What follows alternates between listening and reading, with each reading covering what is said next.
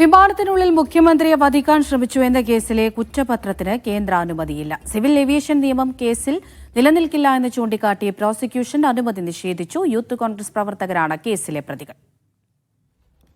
Safe സെയിൻ ലാബ്ദീൻ വിവരങ്ങൾ നൽകാനായി ചേരുന്നുണ്ട്. സേഫ്, എന്തുകൊണ്ടാണ് ഇത് കേന്ദ്രാനുമതി ലഭിക്കാത്തത്? ഇതിന്റെ നിയമവശങ്ങൾ എങ്ങനെയാണ്? എന്തൊക്കെ വിവരങ്ങൾ നൽകാനുണ്ട്? ഏവിയേഷൻ നിയമം ചുമത്തിയതിനാലാണ് ഇതുമായി ബന്ധപ്പെട്ട് കേന്ദ്രാനുമതി തേടേണ്ട അവസ്ഥയിലേക്ക് കാര്യങ്ങൾ എത്തിച്ചേർന്നത്. കേന്ദ്രാനുമതി തേടുന്ന പശ്ചാത്തലത്തിൽ കേന്ദ്രത്തിന് അനുമതി ഇക്കാര്യത്തിൽ ലഭിച്ചിട്ടില്ല. കേന്ദ്രത്തിന്റെ ഈ കുറ്റപത്രം സമർപ്പിച്ചിരുന്നു. യൂത്ത് കോൺഗ്രസ് പ്രവർത്തകരായിരുന്നു അതിനകത്ത് പ്രതികളായിട്ട് ഉണ്ടായിരുന്നത്.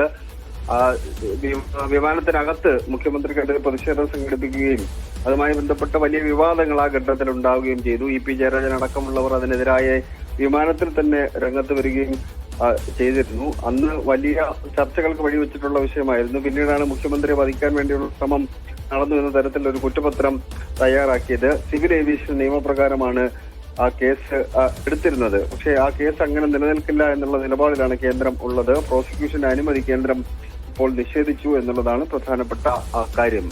അമൃത. ശരി.